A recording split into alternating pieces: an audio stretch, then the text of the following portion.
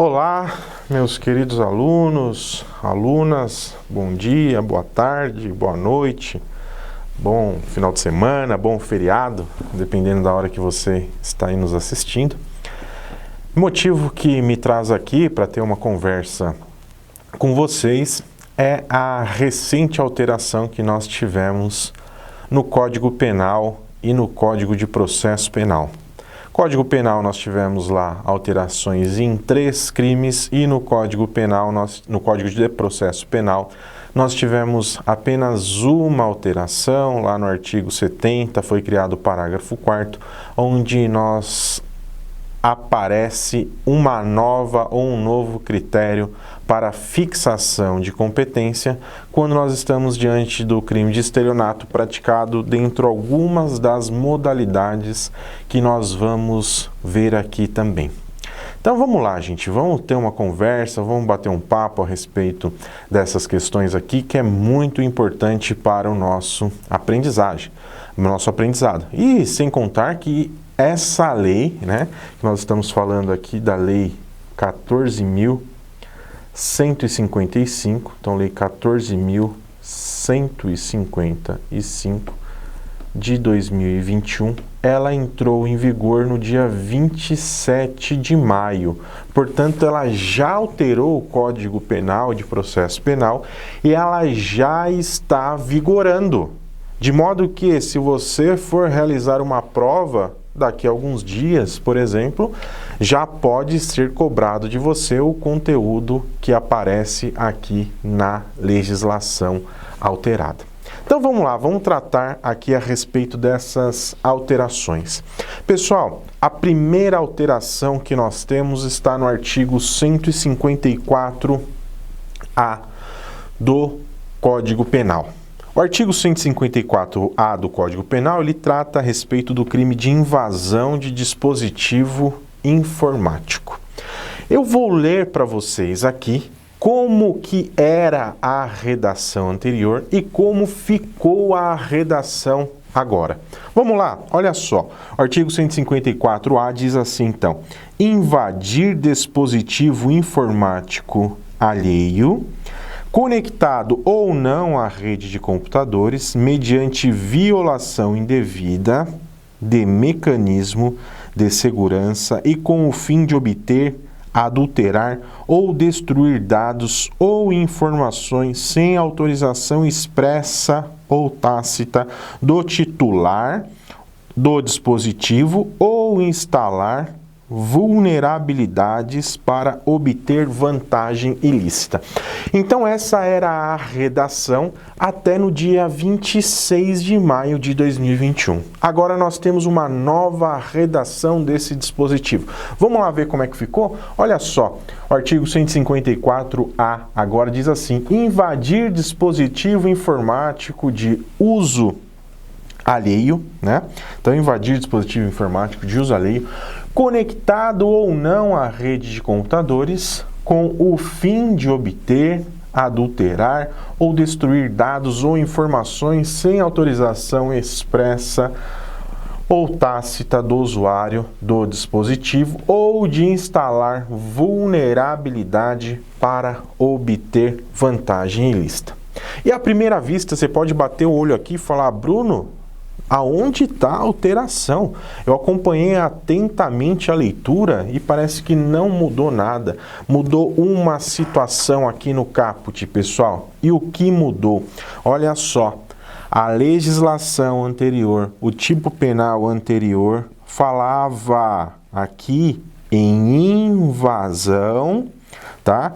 Invasão sem autorização expressa ou tácita do titular. E agora, olhem só, nós temos aqui a invasão sem autorização expressa ou tácita do usuário. Mudou? Claro que mudou. Nós tivemos uma modificação significativa, porque agora qualquer pessoa que for usuária usuário deste dispositivo, ela pode ser sujeito passivo deste delito. Ela pode ser aqui vítima deste delito. Então não precisa mais agora que seja o titular do dispositivo. Nós temos aqui também o usuário do dispositivo. É claro, pessoal, que o titular ele também vai aparecer como vítima aqui, como sujeito passivo desse crime. No entanto, nós tivemos uma abrangência maior, tem uma possibilidade maior de abrangência agora o tipo penal da forma que aqui está. Então foi essa palavrinha que modificou de titular para usuário. Veja que o usuário tem uma abrangência maior. O usuário tem uma possibilidade aqui de atuação maior do que titular. Foi só essa alteração que nós tivemos no artigo 154A? Não, nós tivemos mais alteração. Aonde nós tivemos alterações? Tivemos alterações na pena, no preceito secundário do tipo penal. Vejam só, nesse tipo penal que nós estamos olhando aqui, eu digo olhando porque nós não estamos estudando a fundo, não é o nosso objetivo tratar aqui qual é o elemento subjetivo, do núcleo do tipo, do elemento subjetivo do injusto, não é o momento aqui. Isso aqui pressupomos que nós já temos conhecimento, né? Então nós estamos olhando para esse tipo e vendo as modificações que aconteceram. A outra modificação então que nós temos aqui, pessoal, olha só, a pena do 154A anterior era de detenção de 3 meses a 1 ano. Agora nós tivemos aqui uma modificação na pena. Primeira coisa, a pena que era de detenção passou a ser pena de reclusão. Isso aqui já tem efeitos, por exemplo, para início de cumprimento de pena. E pressupõe que os crimes apenados com detenção são crimes menos graves do que os dos crimes apenados com reclusão. Então esse crime ele passa a ser apenado com reclusão. No entanto, olha só, mudou os patamares da pena. Antes era de 3 meses a 1 ano, pouquíssima coisa. Agora, a pena mínima, ela é de 1 ano. Então nós temos a pena mínima de 1 ano e a pena máxima de 4 anos e multa, tá? Então a pena passou de 1 para 4 anos. Então veja, anterior a isso, nós tínhamos aqui a possibilidade desse crime sofrer ou ter a possibilidade do réu ter o benefício da transação penal, de acordo com a Lei 9.099 de 95. A partir de agora, esse crime ele não é mais considerado um crime de menor potencial ofensivo. Por quê? Porque a pena mínima ela é superior, a pena máxima, desculpem, ela é superior a 2 anos. Sendo superior a 2 anos, não existe mais a possibilidade de se realizar a transação penal. Continua tendo a possibilidade aqui, por se tratar da pena mínima não ser maior de 1 ano, nós termos, então, a penalidade ou o crime ser objeto de suspensão condicional do processo, de acordo com o artigo 89 da Lei 9.099. Tá? Então essa é uma alteração substancial, uma alteração na pena que deve ser levada em consideração, que nós temos que nos atentarmos para isso. Outra alteração que nós tivemos aqui é no parágrafo 2º, gente, é no parágrafo 2º. O parágrafo 2º, ele traz uma causa de aumento de pena se dessa invasão resultar prejuízo econômico para a vítima, né? Então aqui mudou o quê?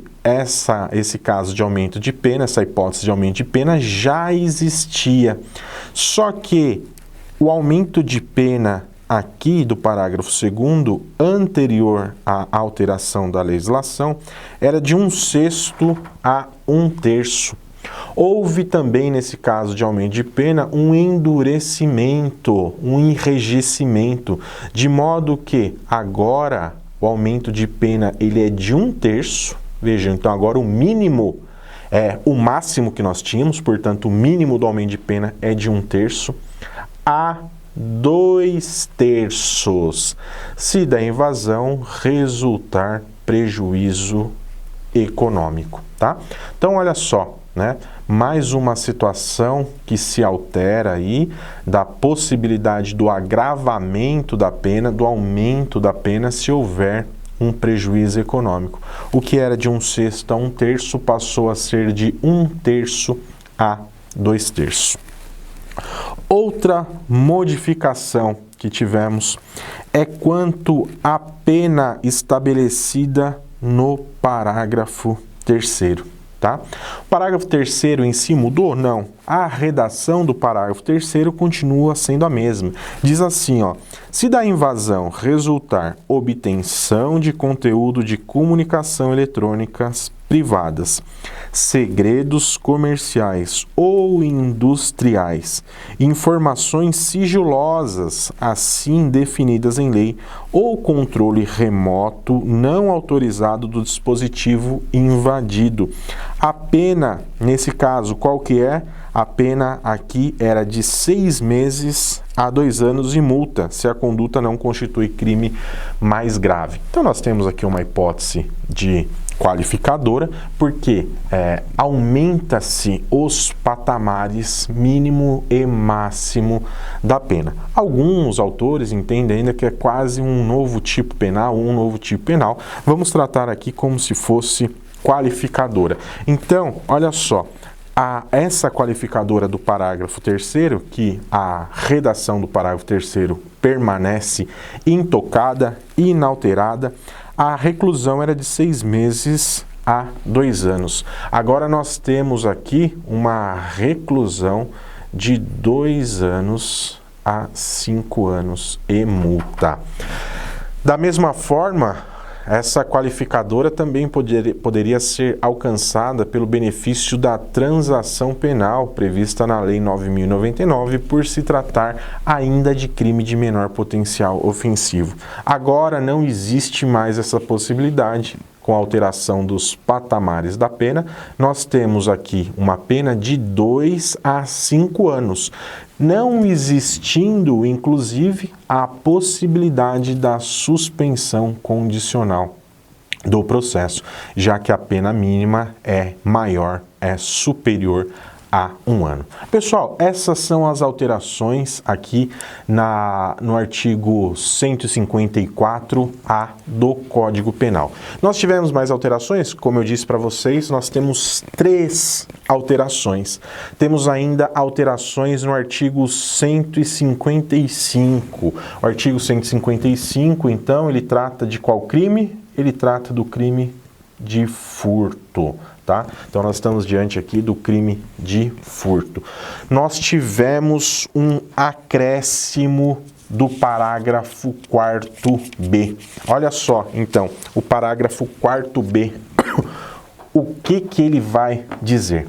Um parágrafo, então, novo, acrescido agora pela Lei 14.155. Diz assim: a pena é de reclusão de 4 a 8 anos e multa, se o furto mediante fraude é cometido por meio de dispositivo eletrônico ou informático, conectado ou não à rede de computadores, então isso é importante, não importa se está conectado ou não na rede de computadores, com ou sem a violação de mecanismos de segurança ou a utilização de programa malicioso ou por qualquer outro meio fraudulento análogo.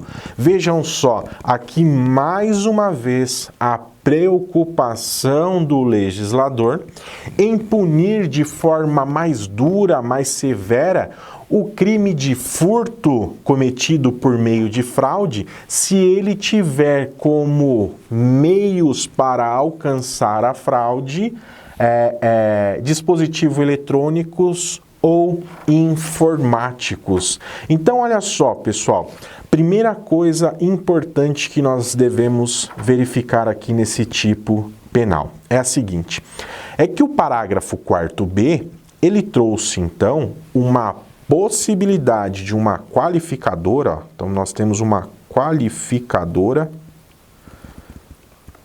porque altera-se os patamares mínimo e máximo da pena. No entanto, essa qualificadora, ela é para todo o tipo penal conhecido como furto, para todo o artigo 155? Não. O legislador deixou claro aqui para nós, pelo menos isso é o que me parece, né, na minha humilde opinião, que se o crime de furto aqui, ele for cometido mediante fraude. Ora, o crime de furto cometido mediante fraude, ele já é um crime qualificado, é furto qualificado. Por quê?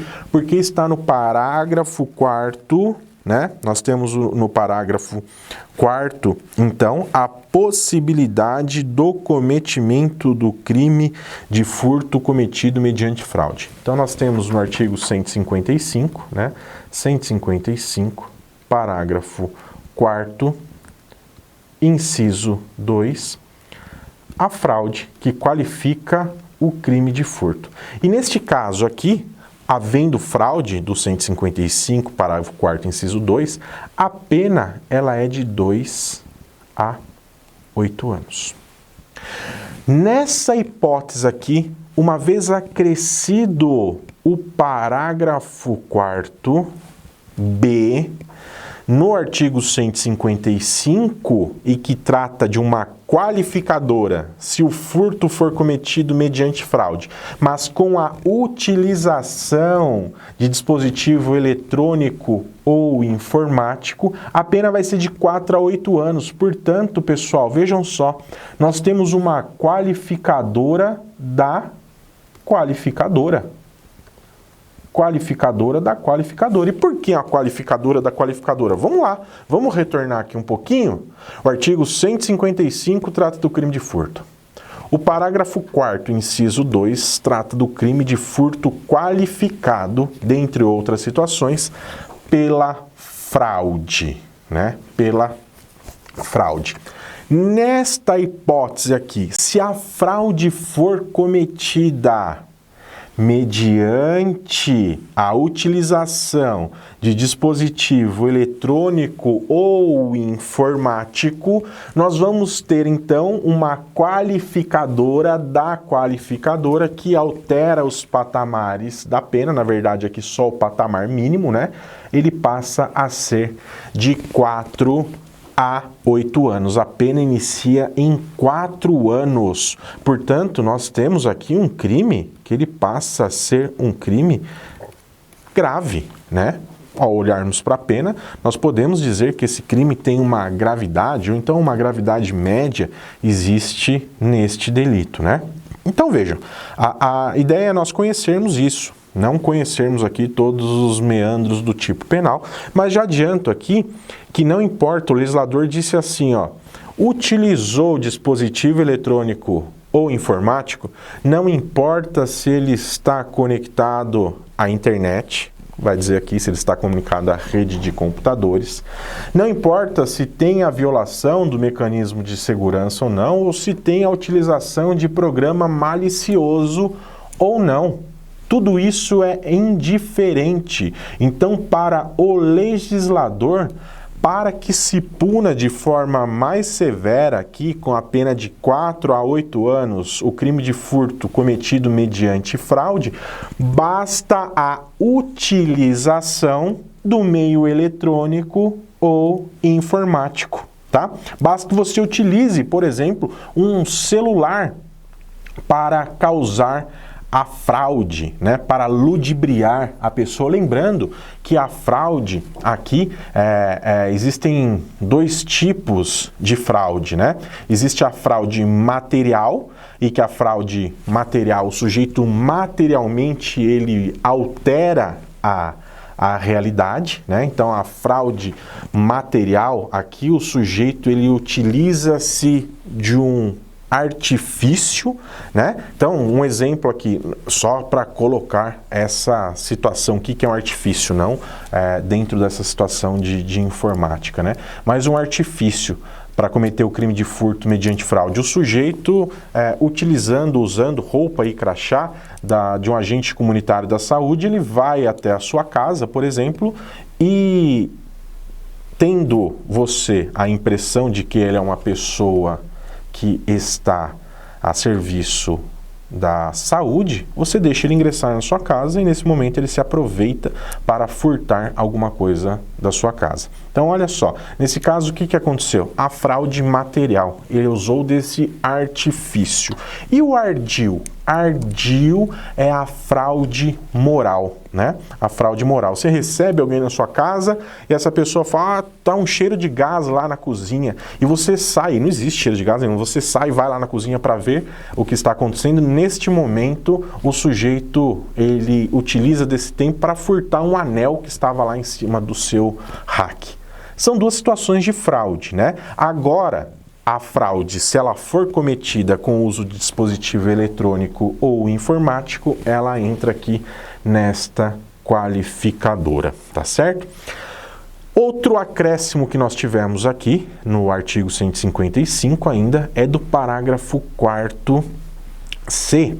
E o parágrafo 4º C diz assim, que a pena privativa no parágrafo 4º B, ou seja, que nós acabamos de ver, de estudar, ela considerada, se for considerada a relevância do resultado gravoso, ela vai aumentar de 1/3 a 2/3. Então nós temos aqui um caso de aumento de pena em que a pena aqui do parágrafo 4º B, que é de 4 a 8 anos, ela poderá ser aumentada de 1 a 2/3. Quando?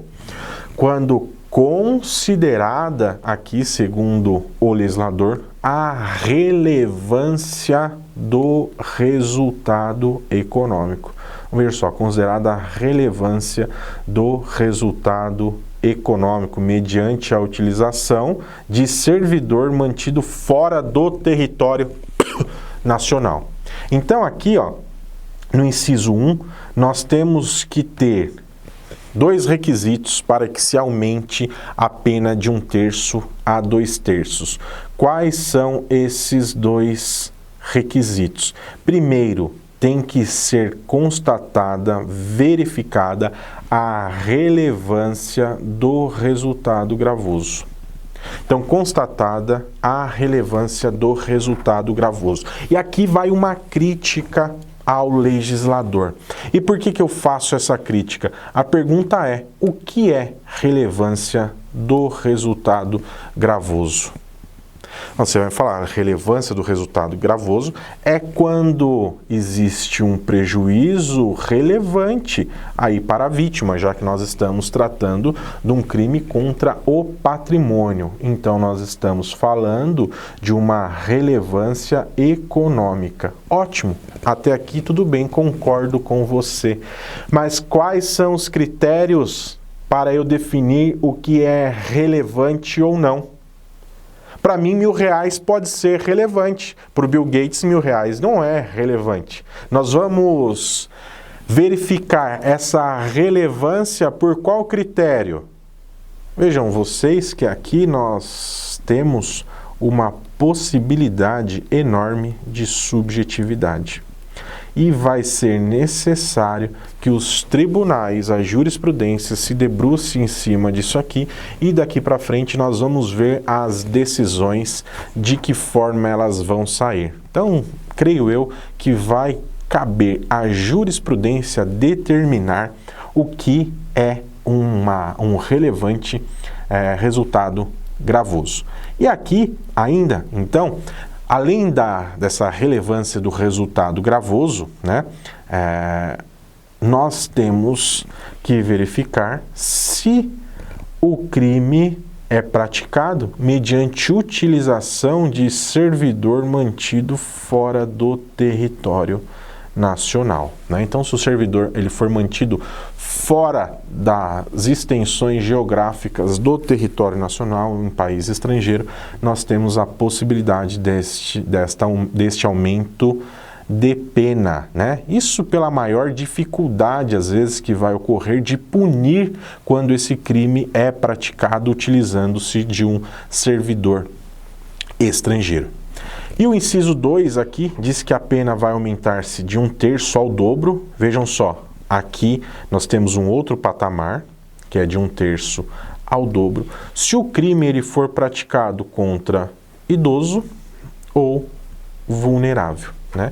Então, o idoso aqui é a pessoa com mais de 60 anos, de acordo com o Estatuto do Idoso. E o vulnerável, né? O vulnerável não importa a idade, mas é aquela pessoa que possui alguma necessidade especial, ela não tem condições de verificar, condições de saber de uma forma efetiva quanto à realidade.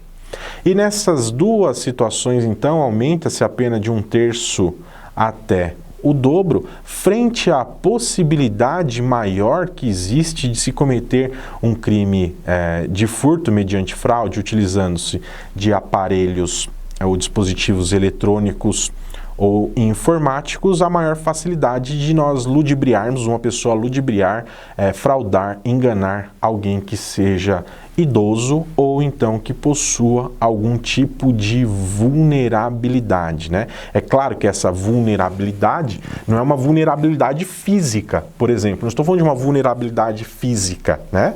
Porque o sujeito ele pode não ter um braço, por exemplo, ele tem uma vulnerabilidade física. A questão aqui é da vulnerabilidade mental. Ele tem que ter alguma vulnerabilidade mental que facilita o criminoso de praticar a fraude e, portanto, subtrair o patrimônio da vítima. Ótimo!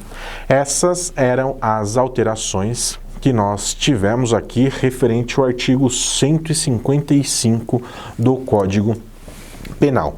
Nós temos outras alterações aqui ainda no Código Penal, referente ao crime tipificado no artigo 171. Então, pessoal, outra alteração que nós tivemos foi no artigo 171 do Código Penal. O artigo 171 é o tipo que trata do estelionato. Estelionato 171, famoso 171.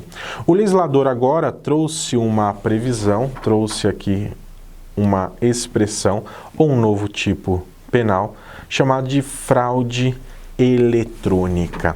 Olha só o que diz o parágrafo 2º-A. Ele diz assim, que a pena ela será de reclusão de 4 a 8 anos e multa se a fraude, olha só, ela é cometida, eu vou alterar a cor aqui, ela é cometida com a utilização de informação fornecida pela vítima ou por terceiro induzido a erro por meio de redes sociais, contatos telefônicos ou envio de correio eletrônico fraudulento ou por qualquer outro meio fraudulento análogo, né? Então aqui nós temos essa hipótese da fraude eletrônica. Pessoal, o que nós temos que lembrar aqui? O artigo 171, estelionato, é um crime contra o patrimônio. Então, nós estamos falando do crime contra o patrimônio. E nesse caso aqui, nós estamos falando, ou o tipo penal falou, que aqui o crime vai ser de 4 a 8 anos, já a fraude é cometida com a utilização de informação fornecida pela vítima ou por terceiro, induzindo a erro por meio de redes sociais, contatos telefônicos ou envio de correio eletrônico, né? Então vejam, né? Ficou muito mal redigido esse texto. Ficou muito mal redigido esse texto, né? Mas vamos mesmo assim tentar salvar, vamos tentar dar uma olhada aqui nisso, né? Olha só, o que nós vamos ter aqui então? Nós vamos ter a fraude. Alguém, ele engana outra, então o autor do crime, o estelionatário do crime, ele engana a vítima para que ele vai induzir a erro a vítima.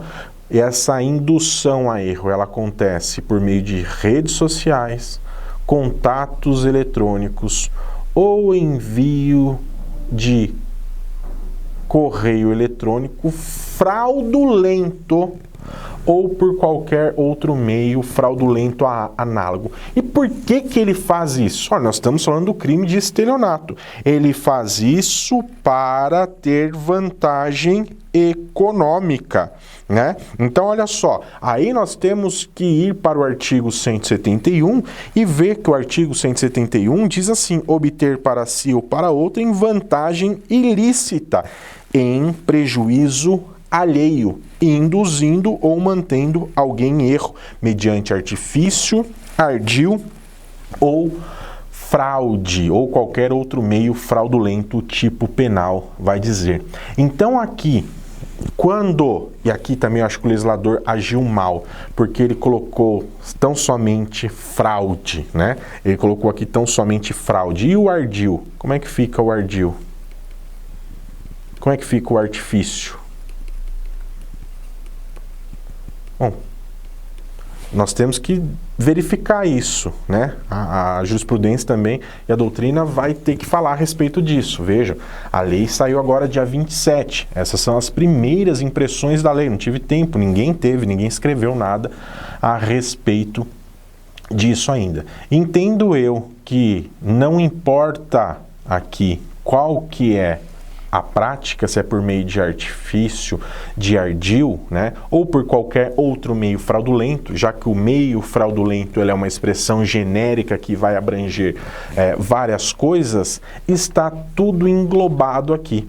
Então, nessa hipótese que nós estamos tratando, o sujeito ele leva alguém, ele induz alguém a erro para obter vantagem indevida. Só que aqui ele induz alguém a erro por meio de redes sociais, contatos telefônicos ou envio de correio eletrônico fraudulento ou por qualquer outro meio fraudulento. Qualquer outro meio fraudulento, o que é? É uma expressão aberta, é uma expressão genérica que nós vamos ter que engloba muitas coisas, né? Então, pessoal, vejam aqui a seguinte situação. Você tem um financiamento de um veículo, né? Você tem lá um veículo financiado. Você ainda tem que pagar lá os boletos. Isso aí dá por volta de 15 mil reais. 15 mil reais. Né? Aí você recebe um e-mail da financeira, por exemplo, dizendo que quite hoje o seu veículo com apenas 3 mil reais. Você cresce o olho, né? Todo mundo cresce o olho, não é, Yasmin? 3 mil reais para quitar um veículo de 15 mil reais, né? Quem não vai crescer o olho? Todo mundo quer. Você vai lá e paga o boleto que te enviaram. Te enviaram por meio do quê? Por meio de um correio eletrônico fraudulento ou por meio de uma mensagem fraudulenta. Olha só, nessa situação, o sujeito praticou o estelionato aqui, ele vai entrar aqui, ó, na pena de 4 a 8 anos, tá? De 4 a 8 anos. A finalidade do legislador também aqui, pessoal, é coibir esse tipo de delito cometido por meio das redes sociais, contatos telefônicos, envio de correio fraudulento ou qualquer outra situação que esteja inserida aqui neste contexto de informática e tecnologia que tem crescido assustadoramente. Hoje o criminoso não é mais aquele criminoso que encosta a arma em alguém e retira o seu dinheiro, pratica o crime lá do artigo 157, o crime de roubo. Hoje não. Hoje ele pratica o crime de dentro da sua casa, lá do seu quarto, com o ar-condicionado, apenas teclando no computador, trocando algumas mensagens. Então foi esta a finalidade do legislador. Tivemos aqui também, pessoal, o acréscimo do parágrafo 2º-B, tá? Então o parágrafo 2º-B diz assim, ó: a pena prevista no parágrafo 2º-A deste artigo, que nós acabamos de estudar, considerada a relevância do resultado gravoso, nós também vimos isso ali no furto, quando nós tratamos do parágrafo 4º-B, né?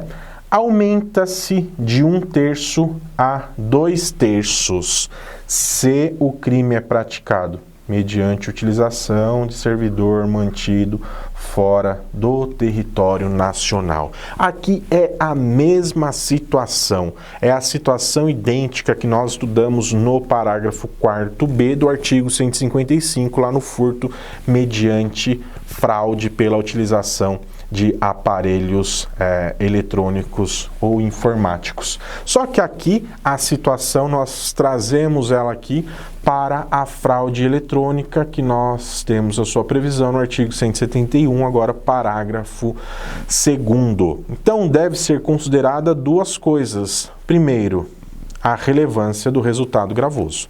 Novamente, eu insisto, nós estamos aqui tratando de crime contra o patrimônio. Se nós estamos falando de crime contra o patrimônio, a relevância do resultado gravoso tem que ser uma relevância econômica, né?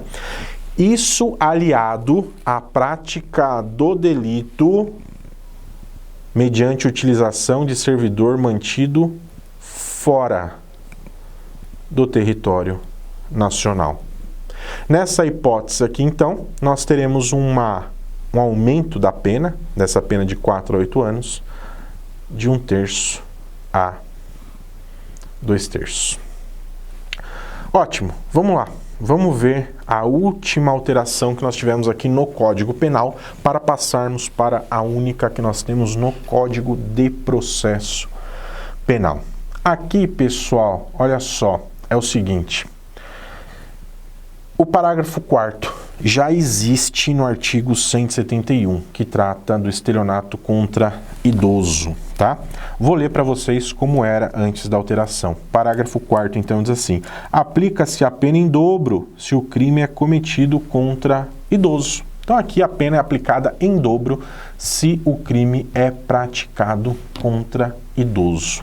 Agora, o parágrafo 4º, ele trouxe aqui a seguinte expressão, a seguinte situação: estelionato contra idoso ou vulnerável, tá? Então nós temos agora uma abrangência maior do parágrafo 4º, que antes era só idoso, estendendo-se também para a hipótese de pessoa vulnerável. E nós já falamos um pouco a respeito do vulnerável, não vou voltar aqui com essa questão. Antes, aqui então, quando o parágrafo 4º tratava só do idoso, dizia que a pena era aumentada do dobro. Dobrava-se então a pena. Olha só, a pena, aplica-se a pena em dobro se o crime for cometido contra o idoso. Agora, essa pena ela vai aumentar de 1/3 ao dobro, tá? Então ela aumenta de 1/3 ao dobro. Aqui, o que o legislador fez? Ele fixou um patamar mínimo de aumento de pena que começa em 1/3 e pode chegar até o dobro, tá? Aqui o legislador ele foi mais benevolente, né? benevolente, penso eu. Então ele trouxe um patamar mínimo aqui de 1/3 para chegar até o dobro. Não é mais o dobro como era antes. Então essas são as alterações, pessoal, que nós tivemos no Código Penal. Artigo 154-A, artigo 155 do Código Penal e artigo 171 do Código Penal. Agora, vamos lá ver a alteração que tivemos no Código de Processo Penal. Aqui no Código de Processo Penal nós tivemos uma única alteração que está no artigo 70 do CPP.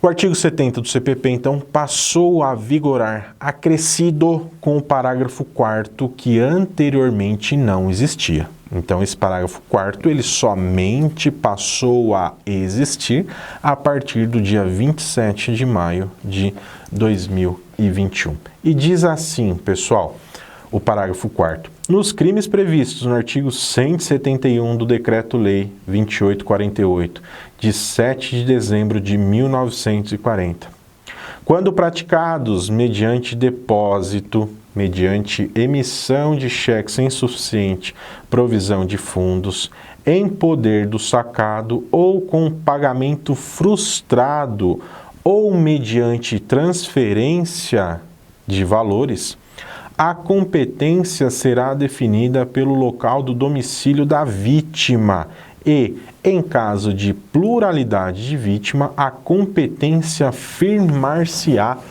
pela prevenção. Olha só, gente, o que o legislador fez aqui? O legislador, ele criou ou ele trouxe uma hipótese de fixação. Então, nós temos uma hipótese de fixação da competência. Fixação da competência pelo domicílio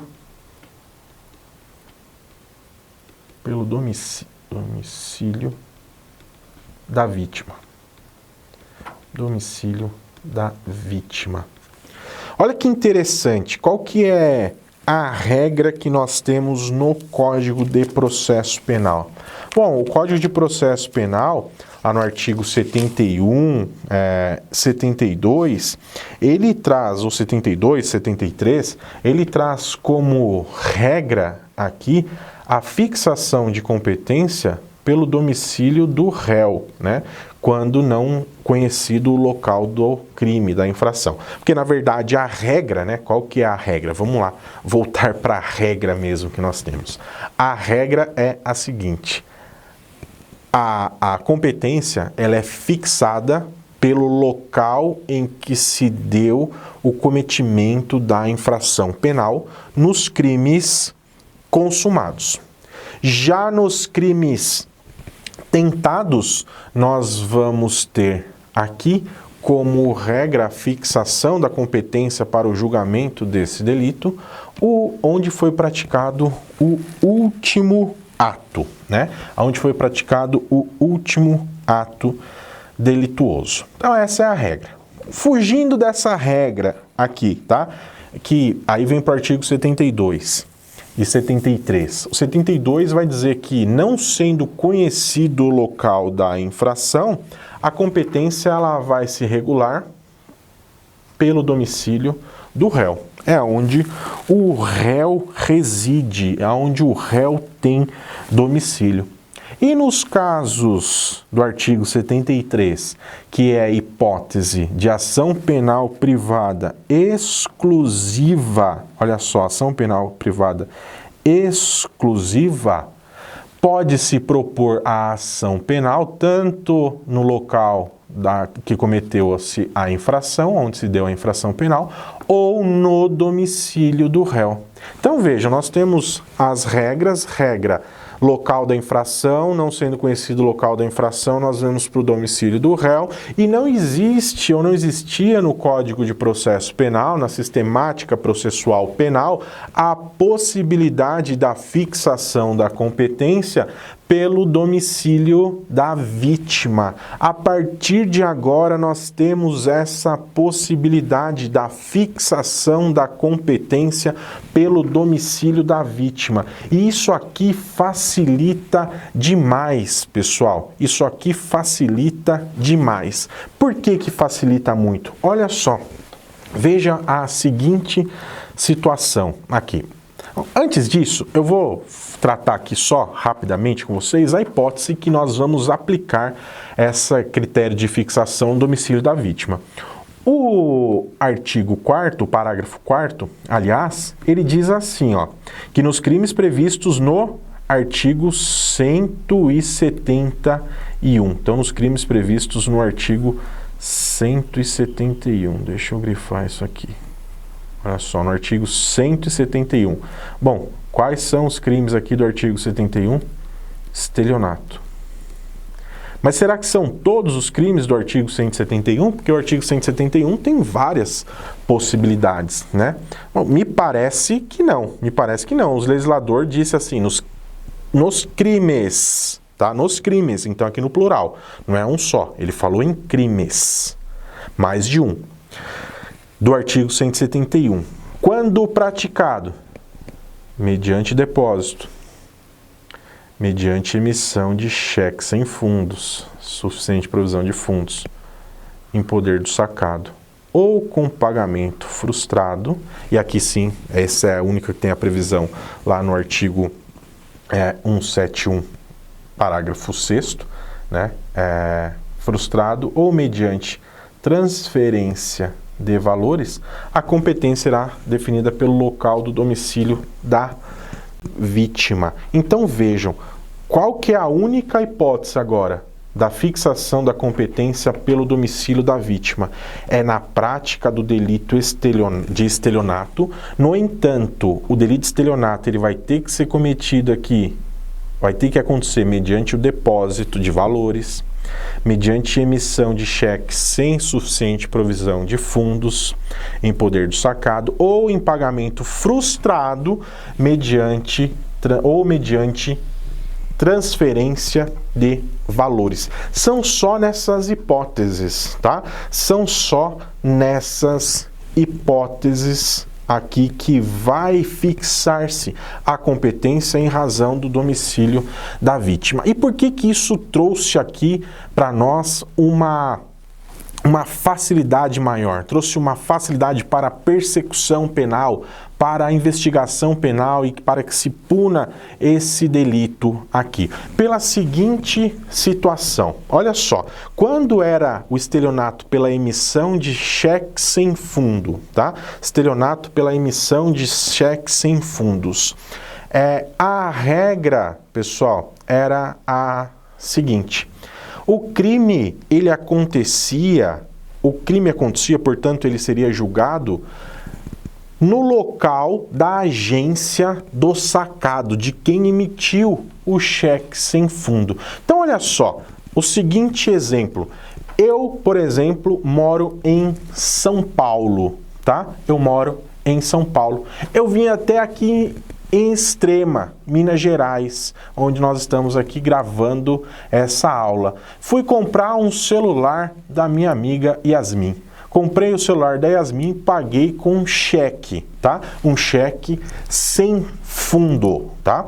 Bom, aonde que eu paguei? Eu paguei aqui em Extrema, mas aonde que o crime vai acontecer? Eu, Bruno, o meu cheque, a minha agência, ela é lá de São Paulo, né?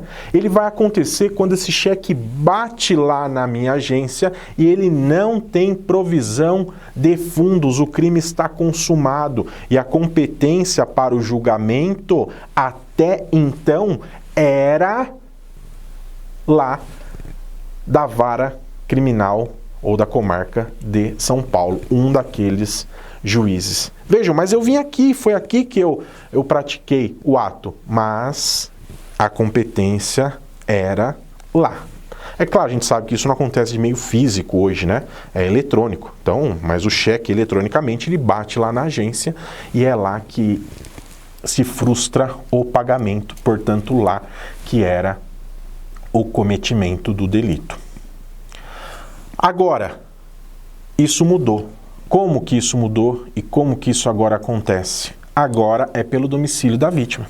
Se eu vim até aqui Extrema para comprar o celular da Yasmin e dei a ela um cheque sem fundo, sabendo que esse cheque não tinha fundo, né? Quando ela depositar esse cheque, verificar que esse cheque não tem fundo, né? E que eu já fiz isso de caso pensado, o crime está já consumado e passa a ser competente para o julgamento deste delito aqui na comarca de Extrema. Essa é uma situação. Outra situação que causava um alvoroço danado é a situação prevista aqui no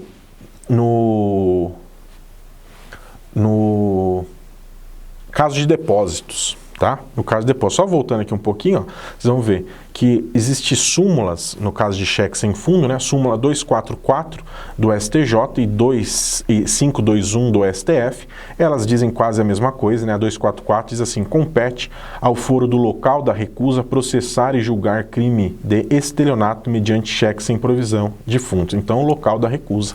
A súmula 521 do STF, né, diz que o foro competente para processar e julgar os crimes de estelionato sob modalidade de emissão dolosa de cheque sem provisão de fundos é do local onde se deu a recusa do pagamento. É o que eu falei para vocês anteriormente. Isso aqui tinha ou tem ainda a súmula 244 e 521 do STJ e STF, respectivamente. Agora uma outra situação, mediante o depósito. Por exemplo, tá? Então, mediante depósito. Imaginem que você está andando pela rua e você vê lá um anúncio, né? De viagens. Um anúncio de viagens. Cruzeiro pelo Mar da Grécia. Um cruzeiro pelo Mar da Grécia. Quanto? R$5.000. 10 dias de cruzeiro, tudo incluso, incluído passagem aérea até lá. Impressionante, né? O sujeito cresce o olho, ele cresce o olho mesmo. Opa, viajar, R$5.000, tá barato, vou lá, vou comprar já uns 3, 4 pacotes desses para eu segurar, para eu não ter problema com isso. Vou lá e deposito o dinheiro. Imagine que esse sujeito aí que está anunciando, a conta dele seja lá de Belo Horizonte, por exemplo. Olha só, Belo Horizonte. Eu vi isso aqui em São Paulo. Vi esse anúncio em São Paulo. E de São Paulo eu transfiro o dinheiro para a conta desse sujeito em Belo Horizonte. Bom, da mesma forma, uma pessoa que mora em Curitiba viu esse anúncio, transferiu para o estelionatário aqui, porque é lógico que é estelionato, né? R$5.000, uma viagem, tudo inclusa, Mar do Caribe, 10 dias, não é possível, né? Só quem quer acreditar. Então, São Paulo, Curitiba, e tem outro sujeito aqui, ó, de Manaus. Ele também comprou, depositou o dinheiro. Antes de entrar em vigor esse parágrafo 4º aqui, qual que era o entendimento? O entendimento é o seguinte: qual que é o verbo, qual que é o núcleo do tipo do crime de estelionato? É obter. Portanto, o crime se consumava onde o sujeito obteve a vantagem indevida. Aonde que ele obteve? Em Belo Horizonte. Esse crime vai ser processado e julgado aqui por um dos juízes criminais da comarca de Belo Horizonte, a despeito de eu ter vítima em São Paulo, em Manaus ou em Curitiba. Agora esse crime ele é processado e julgado pelo domicílio da vítima. Nós vamos ter o processamento e o julgamento pelo domicílio da vítima, né? Então, olha só, se eu tenho uma vítima só aqui, São Paulo, ele depositou para o cara lá de Belo Horizonte, para o estelionatário lá em Belo Horizonte, aonde vai ser competente para o julgamento? São Paulo. Por quê? Porque é o que o novo parágrafo 4º do artigo 70 está dizendo. A competência será definida pelo local do domicílio da vítima. Mas, Bruno, você acabou de me dar um exemplo aí também que tinha 3 vítimas, né?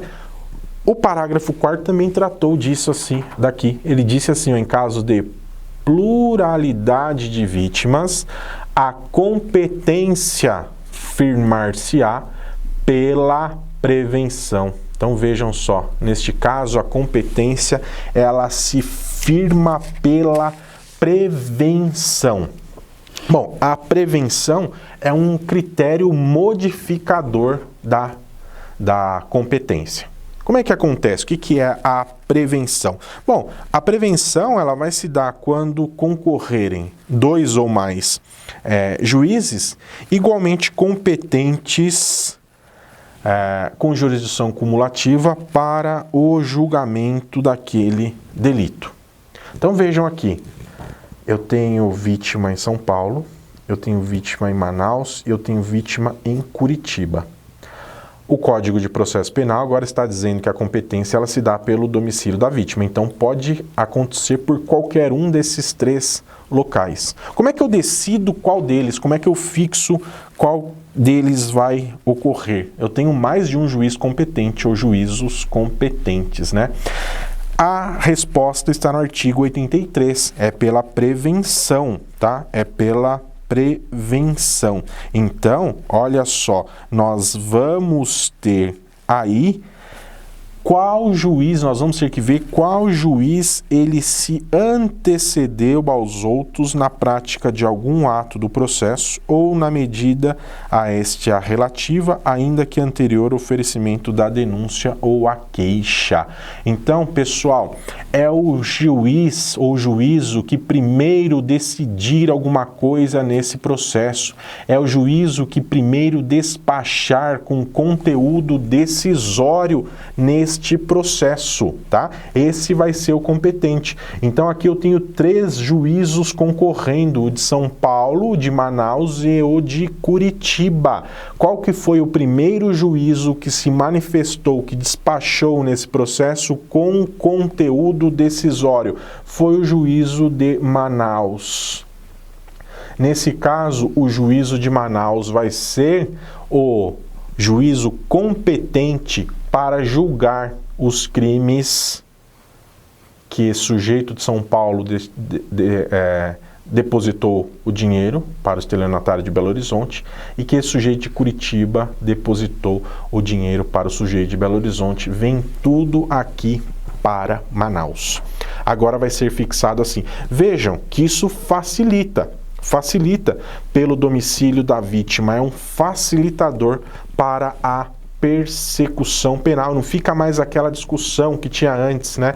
Qual que é o domicílio para se processar, qual que é o foro competente, aonde que vou processar esse sujeito, ficava uma discussão danada. Então vejam, pessoal, agora acabou a discussão quanto à competência, né? Ficava um estica e puxa, né? O STJ falava alguma coisa, o STF falava uma coisa, a doutrina falava outra coisa, e assim sucessivamente os tribunais se debatendo a respeito disso. Agora isso acabou, né? Agora isso acabou. Por que acabou? Porque o parágrafo 4º do artigo 70, ele determinou que a competência nessas hipóteses aqui do estelionato acontecido pelos meios que o parágrafo 4º ele diz, né, que é a emissão de cheques sem fundos, a fraude, a frustração do pagamento, transferência ou depósito de valores, será do domicílio da vítima. Pessoal, agora para nós terminarmos mesmo aqui, ainda referente a esse parágrafo 4º, né, que pode surgir uma dúvida aí para vocês na nossa cabeça. Qual que é a dúvida? A dúvida é a seguinte: nós estamos tratando aqui de uma lei processual, do parágrafo 4º, uma lei processual. Ela está tão somente modificando critérios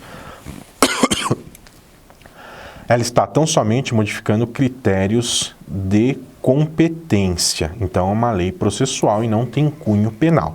A lei penal, o artigo 154A, 155 e 171 que nós vimos, a lei penal nós sabemos que ela não retroage, salvo para beneficiar o réu, tá?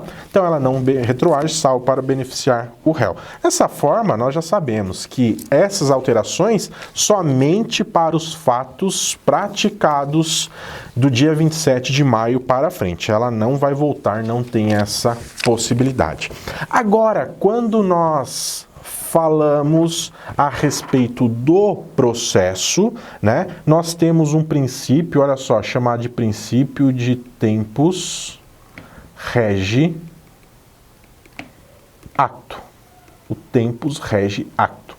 Bom, o que diz o princípio do tempus rege acto? Ele diz que a lei do tempo é que vai reger o determinado ato processual.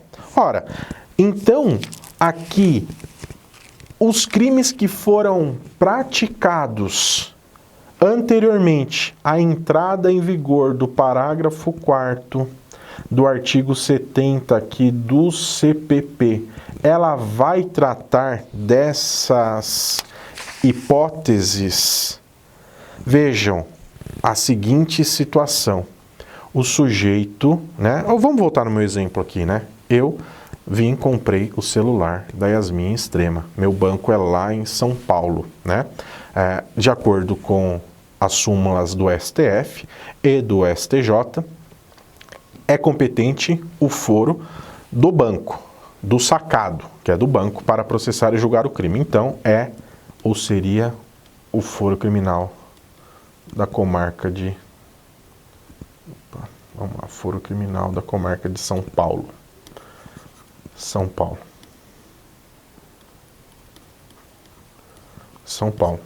Eu estava sendo processado e julgado já. E agora? Esse processo, se mudou a competência aqui, ele tem que vir para a Extrema, já que é o foro do domicílio da vítima, né? O Código de Processo Penal, ele não fala a respeito disso.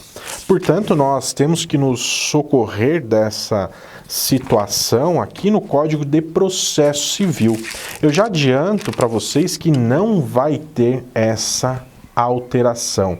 Aqui nós vamos ter algo que é chamado de perpetuação da jurisdição. Para você que gosta do latim, né? Perpetuatio iurisdictione. Perpetuatio iurisdictione, né? E o que o Código de Processo Civil fala a respeito disso? Nós temos que ir lá no artigo 43 do CPC, artigo 143, o 43 do CPC vai dizer: determina-se a competência no momento do registro ou da distribuição da petição inicial, sendo irrelevante as modificações do estado de fato de direito ocorridas posteriormente, salvo quando suprimirem órgão judiciário ou alterarem competência absoluta, né?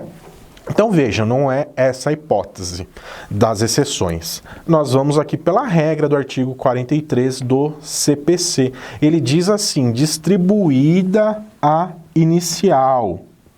Não importa posteriores alterações fáticas ou de direito, como nós tivemos aqui, que não vai modificar a competência para o julgamento, né? Não vai modificar nesse caso. Tem exceção? Tem. Qual é a exceção aqui?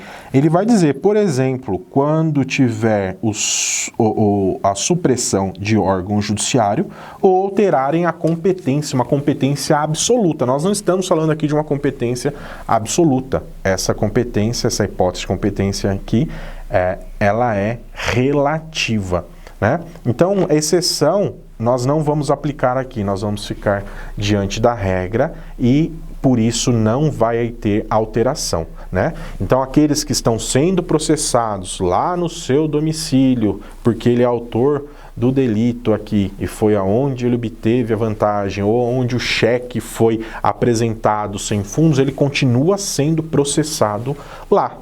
E agora, quem ainda não está sendo processado, mas vai vir a ser processado, aplica-se aqui a regra do parágrafo 4º do artigo 70, tá? Então, aplica-se a regra do parágrafo 4º do artigo 70. E aí, agora para terminar mesmo, né? Parece pegadinha aqui, vai terminar e nunca termina esse negócio. As duas súmulas que nós vimos aqui, a súmula 244 e 521, 244 do STJ e 521 do STF. O que acontece com essas súmulas? Vejam só, essas súmulas, elas passam a ser ou passam a estar ultrapassadas com a edição desse parágrafo 4º aqui, né? Acontece com elas, eu não gosto de ficar trazendo expressões, firulas aqui em outras línguas, por exemplo, mas a doutrina tem falado, tem tratado a respeito disso, sobretudo a doutrina processualista civil, dizendo que acontece o fenômeno chamado de overruling. Overruling. Que nada mais é do que dizer que essa súmula ela está ultrapassada, ela está desatualizada e agora em virtude de edição de lei posterior a ela. Pessoal, eram essas alterações que eu gostaria de comentar com você. Espero que de alguma forma eu possa ter contribuído aí para o seu conhecimento, para a sua atualização, já que o nosso legislador brasileiro não dorme, né? Bom, se a legislação que ele edita tem qualidade é outra coisa, muitas vezes me parece que não, mas que ele tem atuado, ele tem aí trabalhado, ele não dorme. Nosso vadimeco, nossos códigos, eles sempre estão desatualizados, né? E a minha missão, a minha obrigação como professor está sempre trazendo essas atualizações para vocês. Um grande abraço e até mais.